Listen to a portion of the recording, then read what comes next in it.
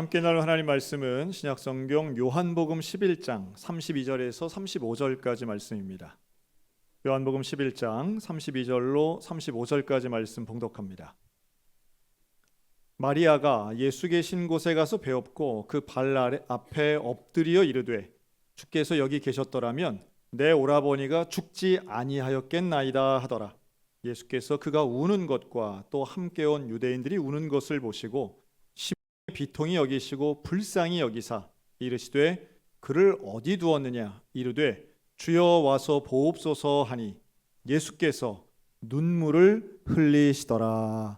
아멘. 오늘 예수님의 위로라는 제목으로 함께 말씀을 나눕니다. 인생을 살다 보면 우리의 예상과는 다르게 인생이 흘러갈 때가 있습니다. 대개 질병이나 사고가 이제 그런 일들에 해당이 되겠죠. 오늘 요한복음 11장도 사실은 질병에 대한 소식으로 시작됩니다. 예수님에게 베다니에서 사람들이 와서 소식을 전해요. 나사로가 병에 걸렸다는 소식이었습니다. 이 소식을 왜 전했을까요? 빨리 와서 예수님 좀 도와주세요 라고 하는 의미였겠죠. 이 베다니의 나사로에게는 두 명의 여자 형제들이 있었는데요. 그들은 바로 마르다와 마리아였습니다. 이 삼남매는 예수님과 특별한 관계였어요. 베다니 쪽을 가면 사실은 예수님과 함께했던 여러 명의 사람들, 남성만 12명의 제자들이 있었으니까 그 외에도 더 많은 사람들이 있었습니다. 이 수십 명의 사람들은 선교 여행을 다니는 것처럼 이렇게 다닐 때에 식사는 어디서 했을까요? 또 잠은 어디서 잤을까요? 한두 명도 아니고 수십 명의 사람들이 먹고 자는 거 분명히 쉬운 일 아니었을 겁니다. 그런데 그때마다 도움을 주었던 사람들이 있었는데 그 중에 하나가 바로 이 나사로의 삼남매였던 거죠. 그래서 우리가 잘 아는 마리아와 마르다 이야기를 보면요, 언니인 마르다가 음식 준비하고 바쁜데 동생인 마리아가 도와주지 않고 예수님 앞에서 말씀 듣는 장면 다들 아실 겁니다. 바로 그 집이죠. 그리고 요한복음 12장으로 가면 이 동생 마리아가 향유옥합을 예수님께 쏟아 부으면서 예수님께 칭찬받는 장면도 나옵니다. 그만큼 예수님과의 여러 가지 스토리도 있지만 특별한 좋은 관계를 가지고 있던 사람들이 이 삼남매였습니다. 그런데 그 중에 이 나사로가 병에 걸린 거예요. 그것도 아주 심각한 병에 걸립니다. 결국은 이 병 때문에 죽게 되는데, 이 병에 걸렸으니 질병을 걸린 것도 사실은 참 당혹스러운 일이었겠죠. 그래서 예수님께 도와달라고 사람을 보낸 겁니다. 지금 예수님 계신 곳과 이 베다니 지역은 하루면 갈 수 있는 거리였다고 예상해 봅니다. 근데 이 소식을 들은 예수님, 나사로라는 이름을 대지 않고 사실은 예수님께 이런 표현을 써요. 예수님이 사랑하시는 자. 예수님이 사랑하시는 자. 그러니까 특별한 관계였다는 걸 강조하는 거죠. 제가 한번 이렇게 예를 한번 들어드리고 싶은데요. 여러분, 제가 소양교회 담임 목사잖아요. 저는 다른 교회 성도가 목사님 기도해 주세요 그러면 기도해 줘도 돼요, 안 돼요? 네, 이걸 혼란스럽게 생각하시면 안 됩니다. 되나? 뭐 이렇게 생각하시면, 목사가 성도를 위해 기도하는 건 너무 당연하죠. 그런데 그렇게 기도하면 우리 소양교회 성도를 위해서는 최소한 그거랑 같든지 아니면 더 기도해야 될 거 아니에요. 우리의 생각이 그런 거죠. 관계성이라고 하는 건 아마도 마리아와 마르다는 똑같이 그렇게 생각했던 것 같아요. 야, 다른 사람한테도 저렇게 병을 고쳐주시는 예수님, 생전 처음 보는 사람의 병도 고쳐주시고 이방인의 종도 고쳐주시는 예수님이신데, 우리 형제인 이 나사로의 질병은 당연히 고쳐주시겠지, 이런 생각 안 했겠어요? 사람을 보낸 건데 예수님이 그 소식을 듣고 두 가지 반응을 보이십니다. 첫째는 안 가세요. 가지를 않아요. 상당히 위급한 소식을 들었음에도 불구하고 이틀 넘게 그냥 있으세요. 그리고 또 하나는 이런 말씀을 하시는데, 나사로 죽을 병이 아니야. 여러분, 죽을 병은 빨리 가고 죽을 병 아니면 안 가야 돼요? 아마 담임 목사님 제가 그런 얘기하면 아마 서운하실 분들 많을 겁니다. 목사님 저를 위해서 기도해 주세요. 그런데 제가 권사님 괜찮아요? 죽을 병 아니에요. 이러면 마음의 안심을 갖고 그렇구나 하겠어요? 아니면 목사님 뭐 저렇게 얘기를 해? 이러시겠어요? 좀 이상하죠? 그런데 예수님은 죽을 병 아니야 라고 하면서 더 특별한 해석을 하시는데요. 이 질병은 하나님의 영광과, 압축해서 얘기하면 예수님의 영광을 위한 질병이야, 이렇게 말씀하세요. 무슨 말씀인 거는 어렴풋이 알겠는데 이걸 우리들에게 적용하면 쉽지 않습니다. 여러분들은 하나님의 위대한 영광을 위해서 힘든 질병에 걸리고 싶으십니까? 그런 사람 아무도 없습니다. 나는 뭐 그렇게까지 영광의 도구가 되고 싶은 생각은 없어요. 아마 되게 이러지 않을까 생각이 들어요. 그냥 좋게 얘기해서 질병을 피할 수 없으니 병을 통해서도 하나님 뭐 귀한 일을 이루시겠지, 이 정도의 해석을 하는 정도일 뿐이지요. 근데 여러분 이것도 상당히 조심해야 됩니다. 타인의 질병에 대해서 권사님 걱정 마요, 권사님 아픈 걸 통해서 하나님 영광 받으시겠지, 기쁘다고 해보세요, 이러면 기쁘긴 뭐가 기뻐요? 너나 걸려라 이러지 않겠어요? 여러분, 질병에 대한 해석이나 말씀과 표현은 상당히 신중해야만 합니다. 그리고 예수님이 하신 말씀의 의미를 우리가 정확히 알 필요가 있어요. 예수님은 왜 죽을 병이 아니라고 말씀하시고 다 의도가 있는 거죠. 그리고 즉시 가지 않아서 마치 나사로가 죽을 때를 기다리는 것처럼 시간을 그냥 보내세요. 그리고 말씀하신 하나님의 영광은 과연 어떤 영광인가가 중요하죠. 결론부터 얘기하면 요한복음 11장 25절, 우리 모두가 잘 아는 참 유명한 구절이 있는데요. 나는 부활이요 생명이니 나를 믿는 자는 죽어도 살겠고 무릇 살아서 나를 믿는 자는 영원히 죽지 아니하리라. 아멘. 예수님이 말씀하시려는 건 너무도 명확해요. 이게 누구한테 하신 말씀이냐 하면요, 마르다에게 하신 말씀이에요. 이 말씀은 두 가지를 얘기하는데 하나는 부활이고 하나는 영생이에요. 예수님은 요한복음 11장의 나사로의 이야기를 통해 정말 하시고 싶었던 말씀이 있는데 그게 바로 부활과 영생입니다. 부활과 영생. 마르다가 그런 얘기하죠. 저 잘 압니다. 저 믿어요. 마지막 날 모두가 부활할 때 우리도 부활하겠죠 라고 할 때 예수님이 아니야, 그 미래에 일어날 부활만이 아니라 네가 지금 나와 함께 만나고 있다면 너는 죽어도 살 수 있어. 이걸 보여주신 중요한 사례가 바로 나사로죠. 여러분, 나사로의 사건을 통해 예수님이 강조하시고 가르치시려고 했던 얘기, 그것은 바로 죽은 자의 부활입니다. 부활을 믿지 않는 거예요. 부활에 대한 이해가 없는 거예요. 그런데 예수님은 부활을 믿어야 돼. 너희가 나를 믿는다고 할 때 그 믿는 건 질병을 고쳐주시는 게 아니라 죽음에서 해방되고 생명에서 구원받는 거야. 병을 고쳐주는 의사의 수준이 아니라 죽은 자를 살려내고 살아있는 자를 영생을 주시는 분, 그가 바로 예수님이시고 그 예수님을 믿어야 되는데 너희들이 나를 일부만 아는구나. 그래서 예수님은 11장 전체를 통해 계속 믿음을 강조하세요.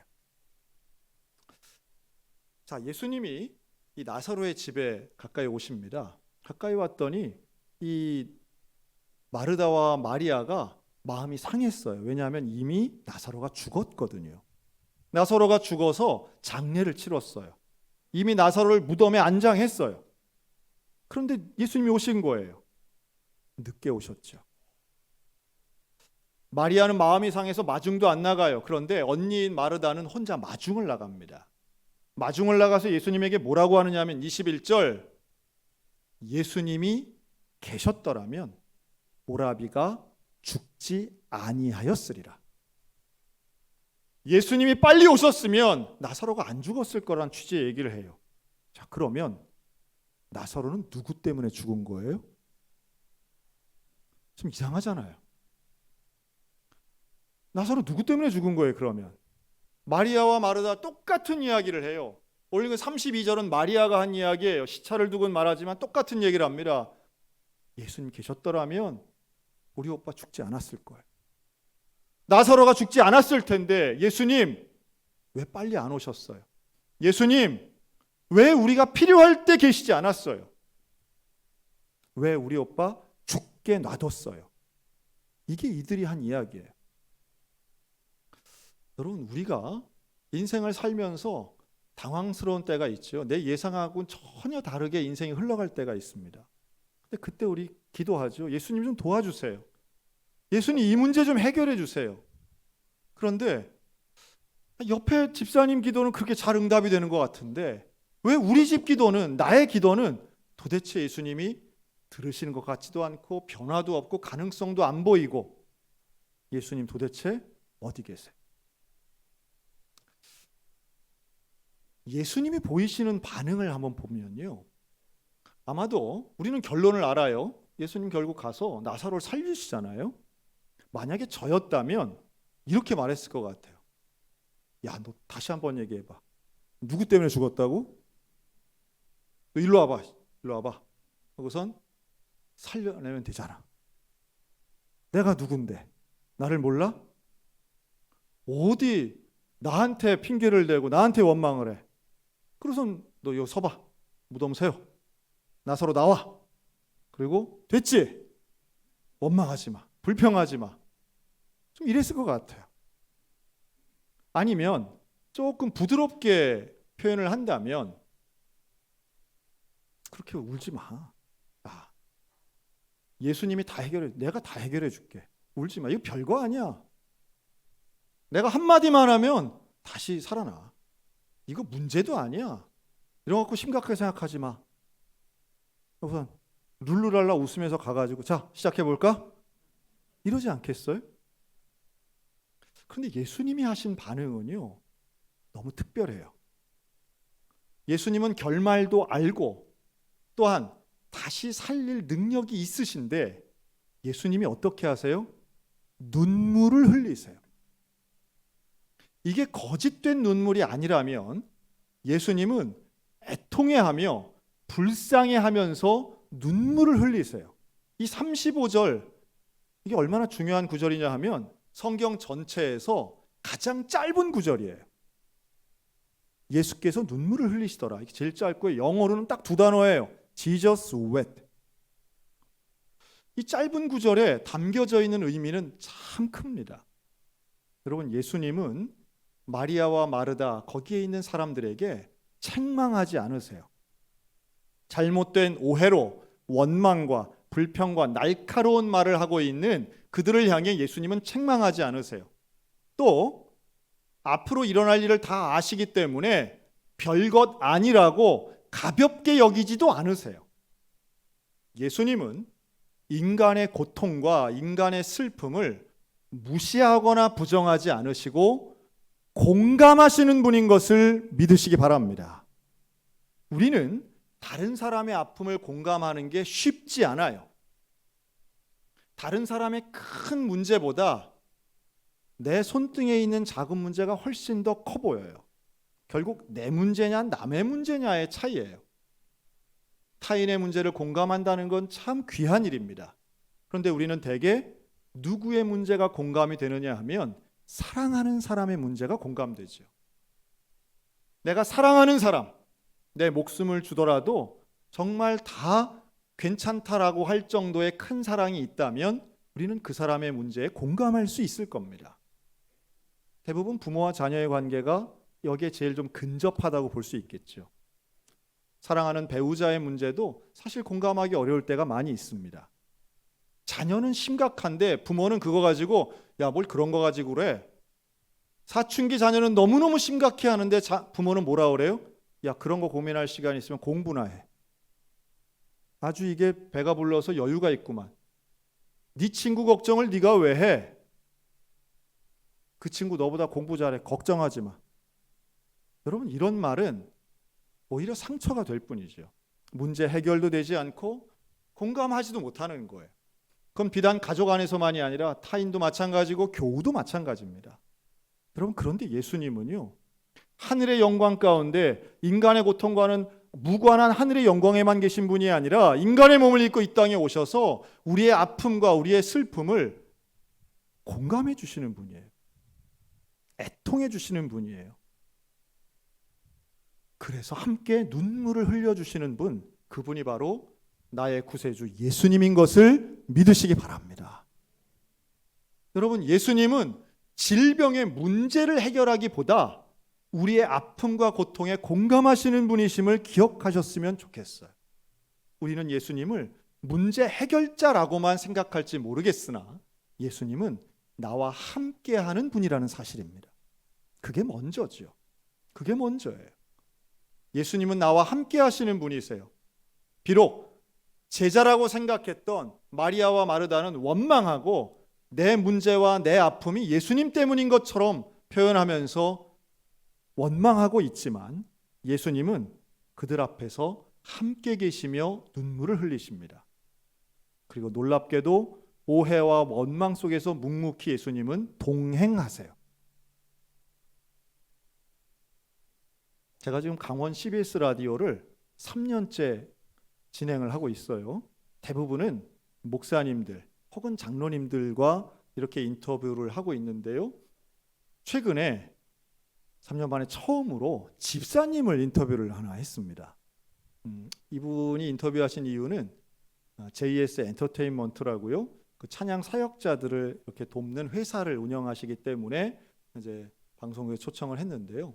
이분 춘천 사세요. 근데 이분의 스토리를 들으면서 그 간증이 제가 목회를 하면 참 많이 보는 이 공통적 코드가 있다는 생각이 들어서 오늘 잠깐만 소개합니다. 이분 성함은 허상철 집사님이신데요. 이분은 어릴 때에 교회를 출석합니다. 그리고 중학교 때는 수련회 가서 정말 은혜도 받고 성령 체험도 합니다. 그런 거 보면 여름 수련회 또 여름 성경학교가 얼마나 중요한지 몰라요. 그러다가 고등학생이 되고 이제 대학에 진학을 했는데 24살이 되던 해에 갑자기 하나밖에 없는 형님이 사고로 돌아가세요. 그러니까 형의 죽음, 젊은 형의 죽음 앞에 가족들이 모두 상심합니다. 그리고 가족들 모두가 신앙을 버려요. 하나님을 버려요. 하나님을 부정합니다. 그래서 각자 다른 종교를 막 믿기도 하고 교회를 전혀 안 나가는 그런 상황이 됩니다. 이 허집사님도 마찬가지로 교회를 안 다니고 그리고 직장 생활을 합니다. 그러다가 금방 창업을 해서 이분이 어떤 일을 하냐면 하이닉스 반도체라고 우리나라에서 세계 제일 큰 반도체 만드는 회사 있죠. 거기에 납품을 하는 제조업을 하셨어요. 이 대기업에 납품하는 제조업을 하는 이제 공장을 차린 거죠. 처음에 아주 작은 공장부터 시작합니다. 사업이 잘 됐대요. 돈을 잘 벌었답니다. 돈 버는 맛에 주말에는 돈 쓰러 다니고 주중에는 일을 합니다. 당연히 술, 담배 하고 남들이 하는 그 30대의 시절 가운데 돈 쓰는 재미로 그렇게 즐기면서 살았답니다. 그러던 중에 불의의 사고가 나왔는데 바로 화재가 일어나서 공장이 다 전소해버린 거예요. 근데 불행하게도 화재 보험조차 들지 않아서 그대로 사업이 완전히 망해버립니다. 안 되겠다. 그래도 뭔가 해봐야지 하고 대출을 내서 식당을 운영하게 되는데요. 너무 놀랍게도 그 식당마저도 몇 년 만에 또 다른 화재가 발생해서 그 식당이 또 불타는 거예요. 사업장 2번의 화재로 그냥 망하고 완전히 망해서 신용불량자 상태에서 했던 이 식당 운영이 완전히 망하게 되죠. 여러분 40대 남성들에게 경제적인 이러한 망하는 상황은 여러 가지의 불행이 동시에 옵니다. 그래서 가정에도 불화가 생겨서 이혼하게 되고요. 자녀들과도 완전히 헤어지게 됐다고 합니다. 대개 이럴 때 건강도 상하게 되죠. 그래서 본인의 몸을 함부로 폭식을 하기도 하고 또 당연히 술을 가장 많이 마셔서 건강도 상해졌습니다. 그러던 가운데 혼자 작은 쪽방에서 정말 이대로는 나는 살 의미도 없고 내가 이렇게 살아서 뭐하나 해서 죽으려고 이제 마음을 먹은 거죠. 자살을 하려고 어떤 방법을 해야 되나 보니까 영화에서 본 게 장면이 생각나더래요. 그래서 기흥에 있는 경기도에 있는 기흥 저수지로 차를 몰고 갔답니다. 그래서 저 저수지에 그냥 차로 들어가서 물에 빠져 죽겠다.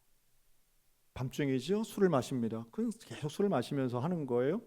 그리고 시동을 걸고 이제 저수지를 향해서 차를 몰고 들어가는데 그 모래에 바퀴가 이제 낀 거예요. 바퀴가 막 헛도는 거예요. 앞으로 못 가는 거예요. 어떡하나. 그 차에서 몇 시간을 앉아가지고 혼자 그냥 술을 마셨대요. 그리고 어떻게 하나 하고 멍하니 있는 거죠. 뭐 아무 생각도 계획도 없죠. 그런데 그 저수지 반대편에 그 한밤중에 보이는데 빨간색 네온등 십자가가 보이더래요. 그런 간증 들으면요, 사실 이런 분들 생각보다 많습니다. 교회의 십자가가 내가 건강하고 문제 없을 때는 야, 뭘 저렇게 켜놔, 빛공해야, 뭐 이런 분도 계시지만요, 내 인생이 비참하고 바닥을 칠 때는요, 그 십자가 다르게 보입니다. 특히 새벽 4시, 5시에 보이는 예배당의 십자가는 다르게 보일 수 있어요. 그래서 이분이 십자가가 보이는 거예요. 그래서 어릴 때 다녔던 교회 생각이 나면서 저기 한번 가봐야 되겠다. 그래서 차량에 후진기어를 넣었대요. 후진기어를 넣고 밟으니까 쑥 빠져나오더래요. 제가 들으면서 앞으로 확 간 건 아니었나 보다 하는 생각도 잠깐 했어요. 여러분, 죽고 싶은 마음도 있었겠죠. 그러나 살고 싶은 마음이 더 컸겠죠, 사실은. 그래서 그 교회를 갔다 합니다. 새벽에 갔더니 밤을 새운 거예요, 저수지 앞에서. 그리고 갔더니 교회가 새벽 기도회를 하고 있더래요. 성도들이 찬송가를 부르고 있는데 술 냄새 폴폴 풍기면서 그 예배당에 들어가서 그 바닥에 앉는 순간, 찬양을 듣는 순간 울음이 터져 나온 거예요. 통곡을 합니다. 눈물을 막 흘려요. 저도 목회를 하면서 그런 분들 가끔 봅니다. 여러분, 새벽 예배 시간에 술 냄새 풍기면서 들어오시는 분들 계세요. 여자분은 거의 없고요, 되게 남자분들이 들어오세요. 20, 30대는 별로 없어요. 중년의 남성분들이 들어오시는 거죠. 그리고 울어요. 그 왜 울까요? 제가 볼 땐 서러움이 제일 큰 것 같아요. 여러분, 인간이 서러움을 느낄 때가 있죠. 그것은 일이 고되거나 몸이 아파서가 아니에요. 아무도 내 사정을 알아주는 사람이 없을 때 서러워요. 아무도 내 편이 없는 거예요. 인생 가운데 사람이 이렇게 많은데 내 편이 아무도 없을 때 서러움이 있죠. 그런데 십자가를 보고 들어간 그 예배당에서 울음이 터지고 눈물을 흘리면서 그렇게 들리는 것 같더래요. 그 찬송 소리가 이렇게 들리는 것 같더래요. 상철아, 나는 너 버린 적 없어. 나는 지금까지 너 기다리고 있었어. 하나님의 음성처럼 막 들리더래요. 예수님의 음성처럼 들리더래요. 내가 너와 함께 있었어. 잘 왔다, 아들아. 그러더래요. 그래서 그날부터 그 예배당에 매일 새벽마다 나갔답니다. 새벽 예배 나가는 것. 그러면서 바뀌죠. 뭐가 바뀌었을까요? 술 마시지 않는 거예요. 담배 피지 않는 거예요. 그리고 40일 만에 생각이 바뀌더래요. 살아야겠다. 뭐라도 해야 되겠다.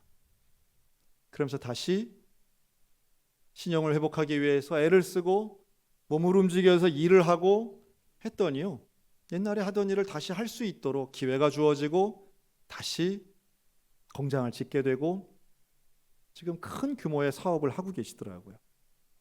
이제는 과거에 돈 쓰러 다니던 주말이 이제는 다른 일을 하는 주말로 바뀌었답니다. 토요일이면, 금요일 토요일이면 가서 자기에게 기술력이 있으니까 가서 교회에 가서 공사를 해드리는 그런 교회들 몇 군데가 있었던 거예요. 근데 공사하면서 보니까 자기를 도와주는 보조 역할을 하는 분이, 젊은 분이 오셨는데 얘기를 나누다 보니 그분이 찬양 사역자였던 거예요. 찬양 사역자인데 생계가 어려우니까 이런 노동을 하고 있었던 거죠. 자기 적성에도 안 맞는 일을 하고 있었던 거예요. 이 집사님이 내가 도와줄게. 내가 우리 공장에서 나오는 수익금으로 너를 도와줄 테니 가서 찬양해라. 또 찬양 사역자잖아. 그래서 DK 소울이라고 하는 가수가 데뷔하게 됐어요. 그리고 지난번 가스펠 대회에서 1등을 하게 됩니다. 회사를 만들고 그 회사가 수익이 안 나더라고요. 결국은 제조업에서 돈을 벌어서 하나님의 사역에 돈을 붓는 기독실업인이 되어 있으시더라고요.